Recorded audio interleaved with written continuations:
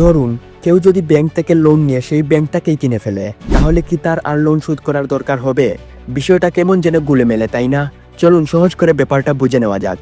দেখুন, ব্যাংক আর যে লোনটা নিল তারা কিন্তু দুটো আলাদা জিনিস।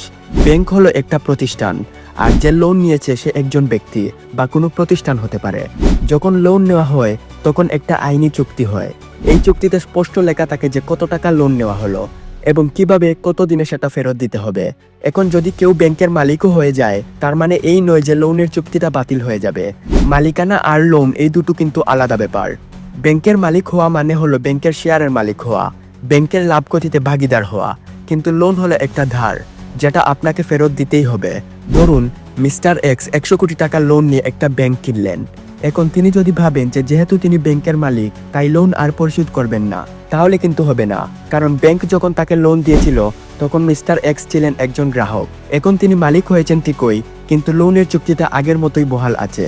সত্যি বলতে, একটা ব্যাংক কেনার জন্য যে বিশাল পরিমাণ টাকার দরকার হয় সেটা শুধু লোন দিয়ে জোগাড় করা প্রায় অসম্ভব।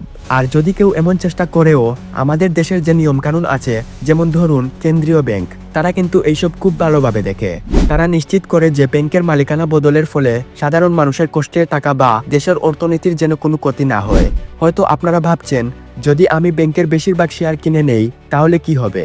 উত্তর হলো, তাতেও লোনের নিয়ম বদলাবে না। লোন আপনার ব্যক্তিগত বা কোম্পানির দায়, যেটা আপনাকে শোধ করতেই হবে। ব্যাংক তার মালিককেও লোন দিতে পারে, তবে সেই ক্ষেত্রেও একই নিয়ম মানা হয়, কোনো বিশেষ সুবিধা দেওয়া হয় না। সোজা কথায় বললে, ব্যাংক কিনলেই লোন মাফ হয়ে যায় না। লোন একটা আর্থিক বাধ্যবাধকতা, আর ব্যাংকের মালিকানা একটি আলাদা বিষয়। দুটোকে গুলিয়ে ফেললে চলবে না। আশা করি বিষয়টা আপনাদের কাছে পরিষ্কার হয়েছে। ভিডিওটি ভালো লাগলে একটি লাইক দিবেন এবং চ্যানেলটি সাবস্ক্রাইব করে রাখুন।